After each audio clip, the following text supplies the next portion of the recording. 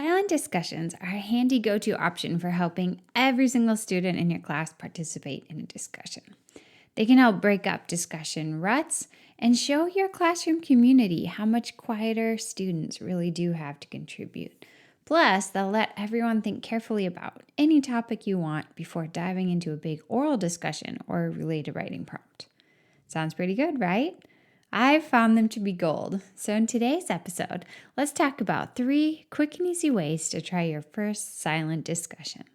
Hey there, I'm your host, Betsy Potash, and one-pagers, project-based learning, and choice reading are my jam. I believe in you, and my goal is to help you explore all the creative possibilities you dream of for your classroom.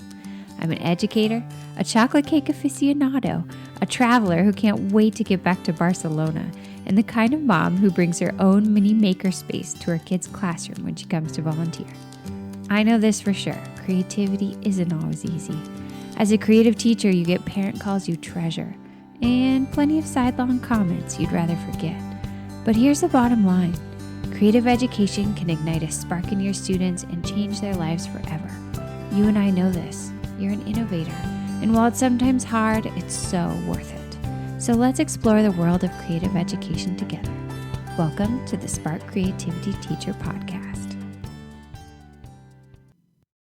The first method is the easiest one. You don't need anything. All you have to do is walk into class and have your students take out their notebooks. This is the first method that I tried, and I was so surprised by how well it worked that then I started to branch out and come up with other options. So for this classic method, all you have to do is ask students to take out their notebook, flip to an empty page, and write a discussion question at the top. So have them think back over their reading and write a good question. Give them a minute to do that. Then invite them to pass their notebook to the right. Now you're going to give the next student time to read the question and write a response. So maybe you give them 30 seconds or 1 minute. You can read the room, look around, see how it's going. Then have them pass it again. The next person will need a little more time. They're going to read the question, they're going to read the response, and then they're going to respond to the question and the response. Then you're going to give them another little bit and have them pass, and again and again and again. And you can do this for as long as you feel like it's productive. I would often do it just for like 10 minutes as a springboard into something else. If you want to have it be like a really intense, deep discussion, if you've maybe just finished like an entire novel or watched a documentary or something, you could do this for longer. You could have the questions go all the way around the room. Whenever you're done, then you have everybody get their notebook back. So you can have them stand up and go find their notebook, or you can go through a lot of passing back, whatever seems convenient. Then when the student gets back their original notebook, they have a chance to read the question that they had and all of these thoughtful answers. And it's pretty cool. Okay, another way to do this, very similar, is to have a silent discussion on your walls. So maybe you have a lot of whiteboards, or maybe you have a lot of Post-its, or maybe you have those big chart papers that everybody seems to love on Instagram where you can make anchor charts.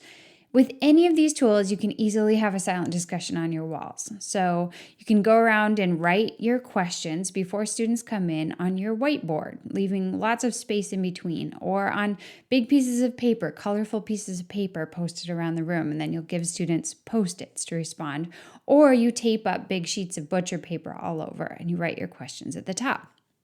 With any of those options, then when students come in, you invite them to start traveling around the room and answering the question. So maybe they're answering on Post-its, or maybe they're grabbing a different color whiteboard marker and putting their answer up next to somebody else's answer.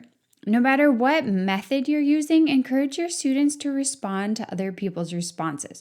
So they have 2 choices, right? They can respond directly to the question, kind of in isolation. Or if there's already some interesting threads going on when they get to the conversation, they can put their Post-it right next to somebody else's Post-it, or use their whiteboard marker to draw some arrows and make it clear that they're responding to a response. And so in that way, you're going to get a bit of a richer discussion. Maybe they're going to provide some text that allows them to give a counterpoint to somebody else, or they're going to go further than somebody else did in really explaining why they have a certain belief, or they're going to argue against somebody else's belief. you can really get a lot of interesting conversations going without anybody ever talking. So again, when you start to feel like this discussion is over, you might want to give students a little bit of time. Say like, okay, stop responding now. We've had a good amount of responses. Just take a little time to walk around and see what other people said. Read what's on our walls. Read this conversation.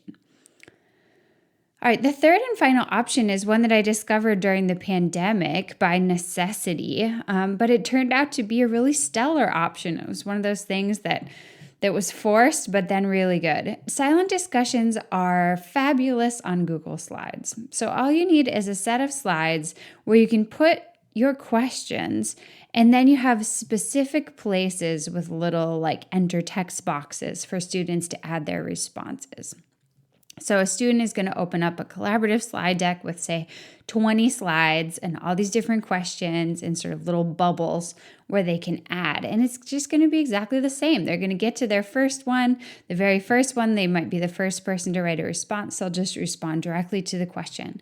But the second person is going to see a response and the question. And so they can either go into the bubble right next to somebody else's bubble and respond to the response, or they can go into a bubble that's kind of isolated and just respond to the question. But as with any of the other methods, like you're going to find that this really rich conversation can flow without anybody talking. Everyone's just flipping from slide to slide, answering, reading, and kind of enriching the conversation around the big themes that you've chosen to put on the slides. Now, I have developed this method quite a bit for the online version during pandemic, and so I have a lovely set of templates for you that you can sign up for in the show notes. It's got 10 different colorful templates with the text boxes all put in. This is the biggest work hurdle in using this option. So if you just grab my 10 templates, you can make copies of the ones that you like into decks, and then it's super quick and easy to put this into place. All right, so let's do a quick review. There's the notebook pass. There's the silent discussion on your wall, and then there's the silent discussion on Google Slides. They're all really easy. They're all really fun. They have kind of different feels to them, but they all help every student to contribute to the conversation in a way that sometimes in discussions out loud, it's harder to do. But what I've found is if you do want to have your silent discussion lead into a discussion out loud, this process of having already participated in a silent discussion will unlock the gates a little bit. So kids who were distracted are now going to be really focused. Kids who didn't really remember the reading have now processed it in all these different ways. Kids who tend to not jump into the conversation for whatever reason because they're taking some more time to process language, taking some more time to process their own ideas, or they're shy or whatever it is, they have all these things to contribute, and it tends to be easier for them to get in. And so in that way, you have a richer conversation, more people participate. You can also hope to get beyond what's been written. If you do decide to extend it and say like, hey, let's talk about a few of these questions out loud now. Who wants to jump in with the question they thought was most interesting? You really reduce the pressure. Kids can talk about their perspective. They can talk about perspective that somebody else had that they thought was really interesting. They may have heard something that they really didn't like and be wanting to counter. There's just like a lot more prep in the air, and you're more likely to have a conversation in which a lot of people contribute and also that goes deeper than the surface because of all the work that's already been done. So I hope you'll try this. I hope you'll try a silent discussion. I have found it to be a really solid go-to, and especially if you're working with a class that's having some ruts in their discussion, or you're just feeling like regular discussions aren't super productive at the moment, I would really encourage you to try a silent one. All right, thanks so much for joining me today to talk about silent discussion. I hope you're going to give this method a try. If you would like to pick up the 10 free templates for Google Slides silent discussions, you can find them on the show notes at nowsparkcreativity.com, along with so many previous episodes and so many other great free resources for your ELA classroom. Until next time, take care of yourself and stay creative.